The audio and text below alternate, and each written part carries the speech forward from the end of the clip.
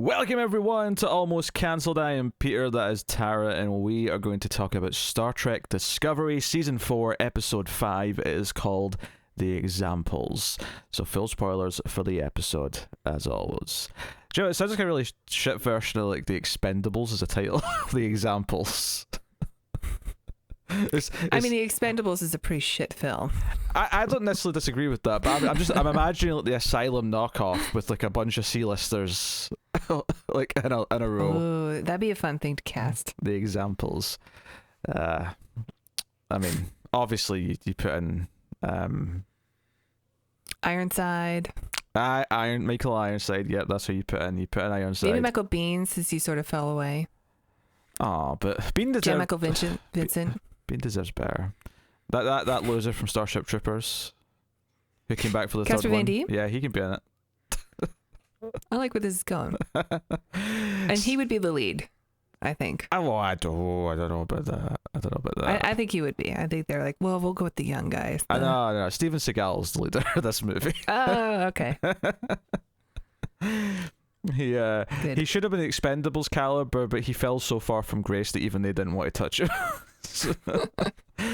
So yeah, Star Trek Discovery. This is an episode where we'd learned a few things about the anomaly. The main plot of the episode, though, is evacuating a colony which is now in its path, and most of the plot comes from that. A couple of subplots, obviously, as per usual, but that is the main gist of it.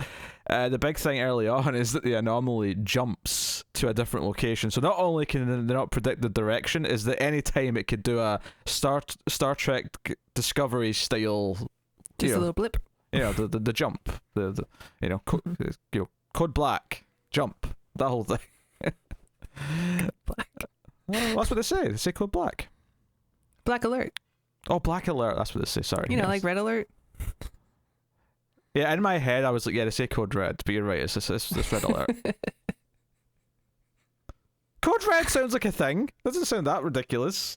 Yeah, it's a flavor of Mountain Dew. Shut up. It was something before Mountain Dew co-opted it, okay? So that's the main gist, is they're saving this colony, and the big plot that comes out of it is that there is a batch of prisoners which this colony has decided are expendable. No, I didn't mean to use that word again, but they've decided to leave them behind, and of course Michael and Co are like, no, we're the Federation, we're not leaving some prisoners to die. Jesse Ventura should also be in it. Sure, I can live with that.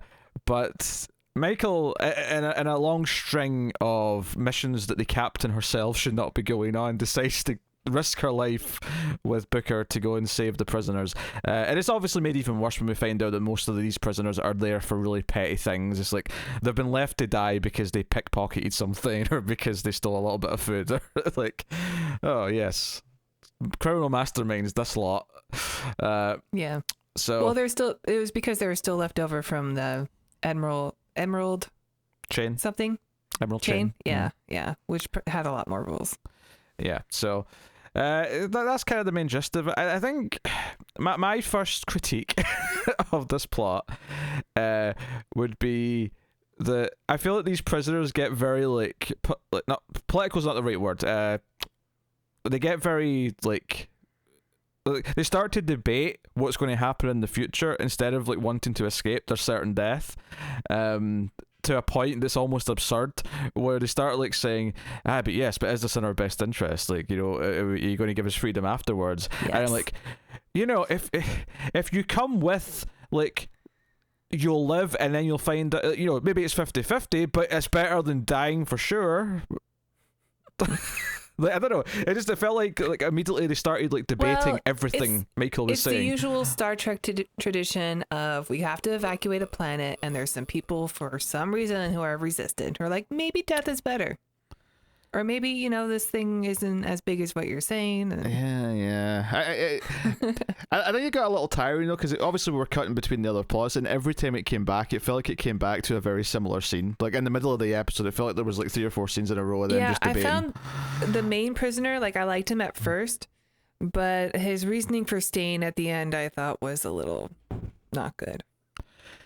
Yeah, I think he's a bit tropey in that as soon as he pulled out that little orb thing that he said, I took this from the man that I killed and I've kept it so I can give it back to the family that I took it from. I was like, you are so dead. You are so dead. Yeah, that's true. I also like was thinking of Pulp Fiction and like how'd you smuggle it in there? Up the ass. Exactly. And then he hands it to Michael. Like, oh, Michael, you know where that's been. And of course, the episode ends with her Michael giving this to the daughter of the man he killed, and now she's like a grown woman who's pregnant, and this orb's like the family tree, and everyone gets added to the little hologram. It doesn't feel like something that would only be on one device. It feels like something you just back up in the cloud and you wouldn't lose. Well, I mean, sure, it's fine having family heirlooms that are important, especially for different cultures, and I that part didn't bother me. It was just the whole like. Prisoner who has regrets, which is fine, but then like wants to die instead of reforming himself and being better for society and having a second chance at life and doing something right again.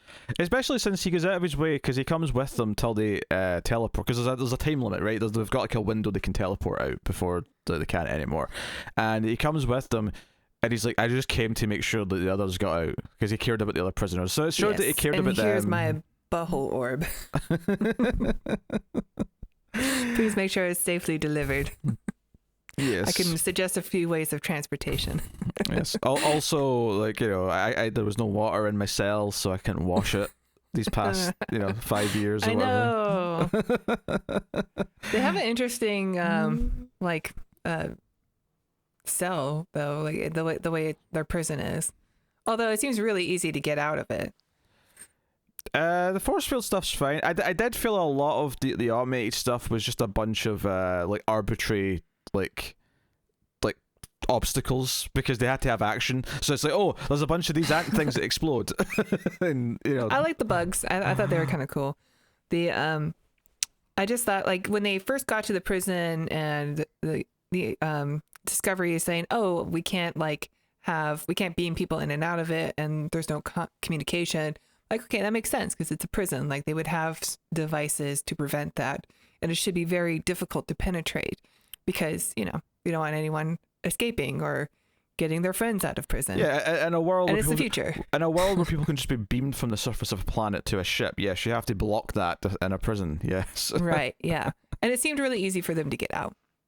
Even when they were like literally trapped inside with no help from the Discovery. But it all felt a little bit like Booker obviously wants to save them. He wants to do good. He wants to like feel like he's achieving something. Obviously, by the end of the episode, it kind of sets up someone that he might find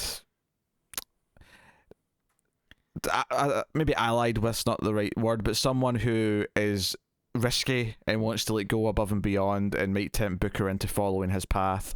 Like we have that side of things where the episode kind of ends, but the main plot was just like, here's an example of what this anomaly is doing to people. Like the actual debate of prisoners shouldn't just be left to die and that they are equally like entitled to being saved. Like that is obviously a theme that Star Trek has played with before in other shows. It's a theme that's obviously a very nuanced one that they should be tackling. I don't know if this episode really dealt with it all that much beyond just some really surface level, like Michael like snapping at the leader of the colony at the end, saying, "No, I'm not going to put them in the brig. Like you're refugees now, so are they." So like, yeah, I like that moment. I thought her moment with him was pretty good actually. Like, you see them as less than you, but now you guys are both going to be going someplace and looking for empathy from another species, from another planet, and I hope you find it. You're basically in the same boat. Yeah. No, that was good. It's just, I didn't really feel like there was really that much of a, I don't know, discussion or debate before that. It was just, okay. I kind of wish they were all like really criminals, because that would have made a difference. That would have made it more difficult. That would have made the empathy more challenging because you have to accept that they've done harsher things. But when you find out that they're all stole like, a loaf of bread to feed their children. Yeah, they all sound basically like angels. Or I think one of them sounded like an accidental thing. Like, oh.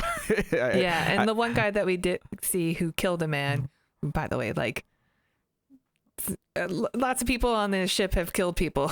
It doesn't really, isn't that big of a deal anymore. But she or he, yeah. I mean, we find a guy who actually is supposed to be there. He admits he's supposed to be there because he killed somebody wrongfully. He also has had this like arc already while in prison, and he's not really like, he's been reformed and he's a better man now. So like even him is like, well, it's not really all that bad. I think you just kind of touched upon a problem there, is you just said that he had this arc already in prison. So I ask you, where's the arc for any of these characters in this episode and in the story of getting them out? There isn't one. That's the problem. It's just, well, these are people who are being held unjustly.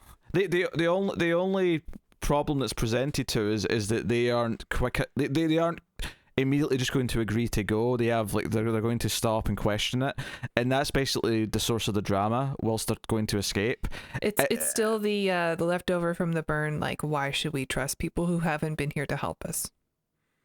Yeah, I guess it is, but it's not interesting. It's actually really boring and dull, and nothing in this plot like gives you a reason to like sort of like see a turn in one of the characters. Like, if let's say the guy who killed someone was actively a bit more antagonistic for most of the episode, but over the course of the episode he kind of like maybe he like would sacrifice himself at the end rather than just waiting to die for no reason. Like, give him an arc where he actually does something good for the others at the end because he believes he is not worthy of being saved as much as them, or something. But instead there's no tension to it because he just decides to stay afterwards. And it's not even like he gives a good reason. He doesn't say, oh, my people believe this and this is my like religion, or he doesn't say, he just kind of very vaguely says, I believe this is my atonement. Okay, why? There's no reason. So, once again, this show just tries to create drama out of nothing rather than just actually doing something that would create drama. Well, I mean, yeah, I definitely think it would have been a more interesting episode, or at least this part of the episode, because I do think the episode overall is really good, and I like the other plot lines. I'm shocked. But I definitely think it would have been better if we had much more of an antagonistic prisoners. Like if all of them were actually like bad people, at least basically, I'm saying watch Con Air. Notice that there's only one or two redeemable ones, and the rest are all shitheads. Right? That would have been awesome.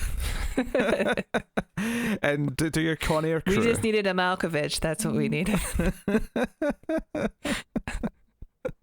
Cyrus the Virus. Sayonara. I mean, Malkovich easily makes anything at least 20% better. Of course. Yeah, so... Although we do get a Cronenberg, which is fun. We do.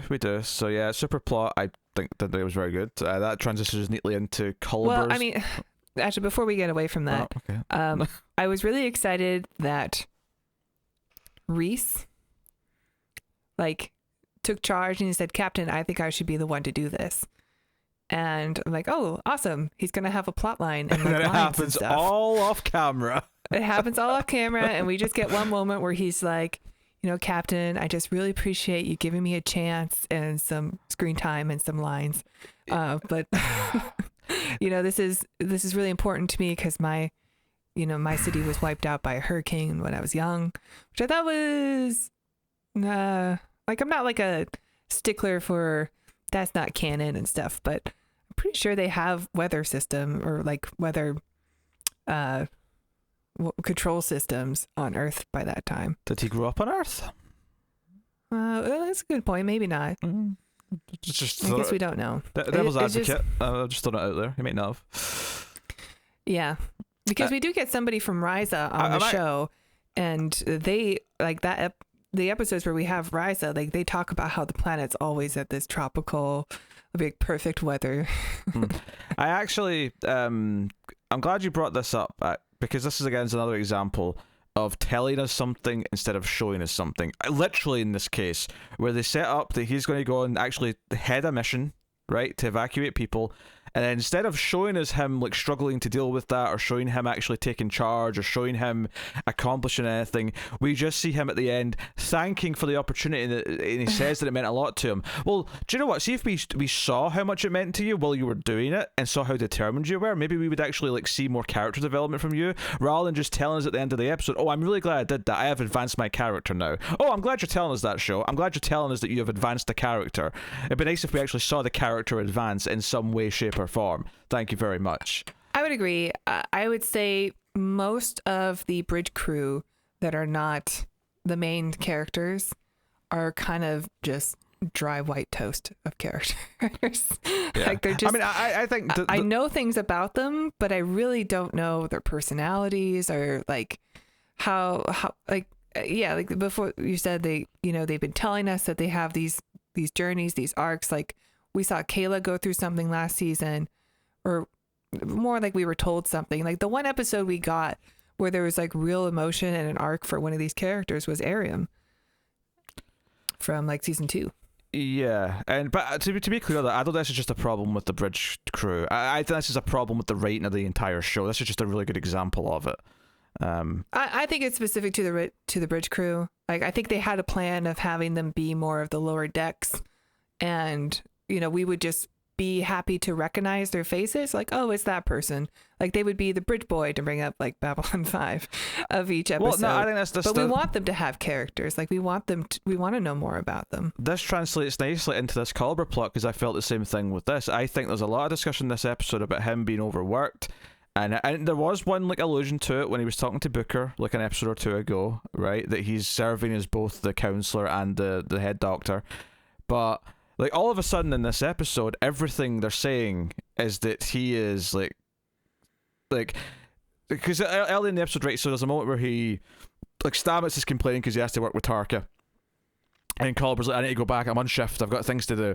And he's like, hey, you just had like 5 therapy sessions, maybe you should like take 10 minutes of a break and do something.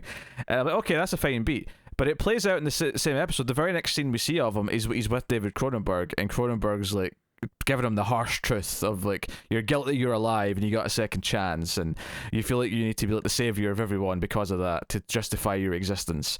But if you keep on carrying on like that, blah blah blah, you won't help anyone, you'll just make things worse. And I just kind of felt like, again, I like, you're telling me a lot of things of what this character's going through. I feel like I've barely seen any of it though. Let me see it and recognize it rather than just you telling me it. I think he's just saying like, look, you've gone through a thing and you don't acknowledge it, but like, I've read your file, it's clearly here. So it's showing us that, he's been bottling it up at least. And yeah, so if we haven't seen it, like there's a reason for that. There's been some hints, like you said, with Booker and him talking. I'd have to look back at the other episodes to see if there's anything obvious, but it might be there. And he's just holding it in. And, when he talks to Cronenberg, he is more emotional, but he's still kind of holding back. He's just sort of feeling the weight of not only his problems, but just the whole crew coming to him and looking for answers on an emotional side, and him having to, give some sort of comfort to them. But, he's also going through the same problems. It's just too much weighing on his shoulders at this point. And I like that Cronenberg is very, like, we've seen Culber and he's very warm. He's a very warm person to talk to, and he gives them, gives people what they need to hear, and it helps them out. And Cronenberg's way of talking to him is very cold, very like cold, harsh truth. And that's also another way to like get through something, get through a problem that you might be having. I enjoyed the two dynamics together. I mean, he is David Cronenberg. I expect harsh truth from Cronenberg, and reality as well as his gore. character. More gore, admittedly, but I don't think they'll let him do that. I kind of disagree. I don't think it's I think this is mostly just telling us things. I feel like this show really could do with having characters like show us how they're being by how they're acting in situations, as opposed to constantly discussing how they're feeling or what they're going through. And it's the same with everything. It's the same with Tilly leaving. Like all of a sudden, like everyone's like, "Oh, Tilly's like is acting different, and Tilly's doing this and that." And I'm like, if the show was better written, we would sort of start to sense that as an audience before the characters would ever say anything about it. So, what makes discussing TV so much fun is starting to spot the signs of certain things like that in character developments before I it's mean, we definitely talked about Tilly acting different. But they said it though. Like we didn't talk about it before they said something about it. Yes, we did. I think I disagree. I said Tilly hasn't been behaving like herself. And then there's the end of the episode where she sort of like skips around a bit, like, oh, there's Tilly. We talked about that. Yeah, but they already brought it up, did they not? Someone said something about it. I don't think so. Okay. Okay, maybe that example's null, but I still think that the show is guilty of this, like, repeatedly, with most of its characters. Like, Booker's a great example of it right now. Like, we're constantly, like, having characters, like, look at him and sort of apologize and talk about the fact that he's just lost the world. And, there's a... simply letting us spot things, but making them clear to see would be far more interesting. It is much better writing. It's more compelling. The show just constantly is telling me things in dialogue in a really unsatisfying way, and I think that's true here of Culber as well. Which he has his speech with Cronenberg, then he talks to Stamets later in the episode, and Stamets. I love that they have shiny bed sheets. It's futuristic. It's spacey. Well, I mean, because Next Gen like always had these ridiculous bed sheets that were they look like they were made of metal. Like, why do people sleep with that? They can't be comfortable, and they made so much noise when you like moved them around. But it seems like an upgraded version of that. Oh, okay, yeah. Speaking of that, they did bring up the Q Continuum this episode. They mentioned I don't think I did notice. They brought up a lot of things. Yeah, that's the one I recognized, so that's the one I'm pointing out. Because they're theorizing... they brought up the Iconians also, which are the ones that we saw last season. Yeah, they're theorizing who made the anomaly, because that's one of the early things, is that the way it jumps means that this thing can't just be a natural occurrence. Someone made this. Someone did this. So they're debating, okay, who's powerful enough to actually make something like this, and that's where that comes up. And they rule out the Q Continuum, but they bring it up as like, oh, that they could theoretically be powerful enough, but it's probably not them. Yeah, it's amazing that Q doesn't get brought up like every episode whenever there's a problem. Or it's like, is it Q? Because he's capable of doing anything. But they also say that they haven't heard from the Q Continuum in 600 years, which is also interesting. Yeah, I don't know if that's something they've got planned for another show or something, or if it's just a case of, well, we're just making sure no one's asking questions about them because they've been gone for so long. We do know that there's going to be a Q in an upcoming show. Yeah, but Picard's set before 600 years ago. You never know. Might go to the future. I hope not. He's a robot now. Anything's possible. These new Trek shows are a mess. Shut up. They're all right. So Tarka, who's played by an actor who was on The Expanse, so I was delighted to see him pop up on the show. Yeah, I like his character. I mean, in the show, I don't know The Expanse. Yeah, well, he's a slimy little villainous weasel in the Expanse. Here, he's kind of like the hotshot scientist who comes in, and Stamets is pissed that he's taking all the glory and that he's messing with his spore drive tech and trying to do new things with it. But he comes in and he's trying to establish that, okay, at the center of this thing there's a power source. He uses mashed potato and a pea to make his point. And he's very eccentric, very cocky. Yeah. Very Stamets times 100. He yells at Saru and makes Saru yell at him back. But it does show that while Stamets gets talked into going along with all these experiments where they try to recreate a miniature version of the anomaly so they can try and figure out like how it works, how it's powered, how much power it takes, they find out, one, the power is enormous because the entire ship couldn't power their tiny little version of it, at least not without serious risk, because Saru shuts it down. And it sounds like, Tarka wanted to keep going, and he's kind of pissed about that, which is kind of what I think the purpose of the end scene is with him and Booker, is that he's going to enlist Booker's help to do some things that Starfleet and the Federation would never. Okay, they're going to go off book, as it were. Right, and Booker is willing to do anything to get answers. Yeah. So or revenge. So if I'm going to give this episode any points for anything, is that I think this is the one plot that to me felt like it achieved what it was supposed to do, and it didn't annoy me. Yeah, I thought this was really good. Yeah, it didn't annoy me as it was doing it. It gave me this new character. I got a good sense of his personality, and I think the fact that it gave Booker a separate plot, as much as I didn't like it very much, it kept them separate. So at the end of the episode, when we've established that Tark is this guy who's willing to go further and is disappointed that Saru won't let him do more, the idea that he casually sits down next to Booker and just poses like, well, I almost got somewhere today, but didn't quite get there, and sort of... Yeah, it doesn't seem like a chance meeting. No. Like he was targeting Booker for a reason. He knows what he's doing. He's sly.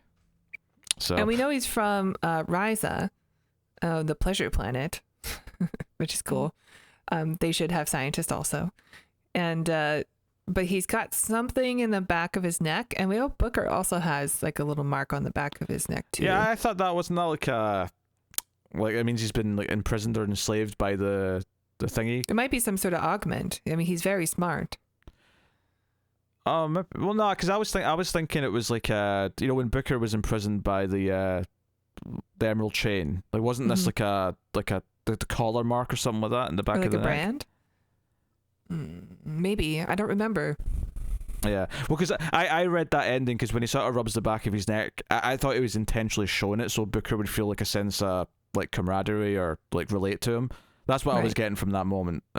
Regardless, even if I'm wrong about what it exactly is, I think that's the point of that little moment. Is he's like, "Hey, look, we're the same. You can." The music kind of goes a little dark, so I was thinking, oh, maybe he's had something done. Also, like maybe there's some sort of enhancement going on. Well, I thought it was dark because it was suggesting he's had a really shitty past. But I mean, yeah, you may be right. Yeah. Okay. Yeah. So, but I mean, that's why I took from the ending. But I did think that they set up this character pretty well throughout the episode. But rest of the episode kind of was really mediocre. Yeah, the prison stuff's okay. There's some good action in it.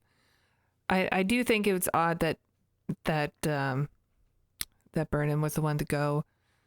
She's captain. I mean, I know Kirk always went, and she's very Kirk-like. I just, when Reese volunteered, I thought he was the one volunteering for this, but he was just doing the evacuation side. That's the weird thing about this one in particular is I think that it's one thing. Well, it's still unbelievable, but it's one thing when the captain says, "Okay, I'm taking point on the mission." It's weirder to me in this case because it's not the main mission she's taking point on. It's this weird, risky offshoot mission that's just kind of like a spur of the moment. Like this one feels like it's like a really weird off the books. I mean, it's not off the books in the sense that it's like frowned upon or anything. Like the Federation is going to be okay with this action, but yeah, and she always takes Book with her. Like she's taking her boyfriend. She's like, I'm going to go and be a special mission with me and my boyfriend, and we're going to reminisce and have all fun. They had like a year alone together where they did these types of missions of sneaking in around the Emerald Chain and stuff. So maybe he is the obvious choice. It's just like it was nice to see Reese say, "Hey, maybe I should do something." I'm like, yes, assemble a team and pick who's take care of the prisoners. And take whoever you need to be able to get in, whoever is the best option. And maybe they would pick Book for his expertise, but it just seemed, like a little contrived. Ugh, I hate that I said that, but it does feel a little bit. Yes, this show is often contrived, Tara. I'm sorry to say. Okay. I'm sorry to say, but it's often I'm not contrived. giving you permission to, poo-poo all over it. I'm just saying, this storyline I did not love. But I do like the Culber stuff, and I do really like the anomaly stuff, which I guess might be COVID also.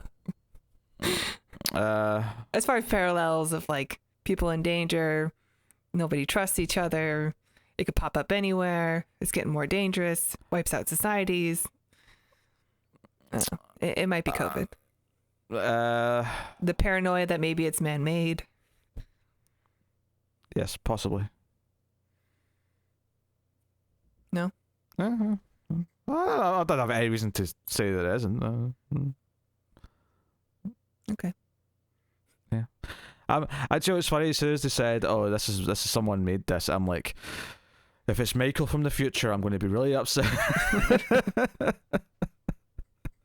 I'm sure she would be upset also. She probably would. Murdered so many people. My boyfriend's planet. I mean, honestly, the most contrived thing that I can think of right now that would make sense is that it's Tarka somehow in the future who made it. Like, Oh yeah. Like, Yeah, maybe. in trying to recreate it to figure out how it works, they actually create it and originally and send it through time. I don't know. Oh, that could be a thing. Yeah. I could see them pulling some sort of shenanigans like that. He's just mad with power. Because it definitely feels like it's setting up that he's kind of good for Stamets and that he's loosening him up, but he's actually too far gone in the other direction where he's going to get reckless and he's going to get dangerous, and maybe he's actually the reason why this thing exists in the first place. Like, that's kind of how it feels to me right now. But yeah, okay. No, I don't hate that though. I think that would be an interesting way to go. People who are too obsessed with whether or not they didn't stop to think if they should. Beautifully put. Thank you, Jeff Goldblum. You're welcome. It's my spirit animal. So there you go. I mean, that's basically the episode. It wasn't very good, so it was pretty good. You didn't like the main plot. No, but I like all the stuff around it. Okay. And we should mention that the one prisoner didn't want to leave. Book said too bad, and Michael said okay, and now they're not talking. Book and Michael are not talking.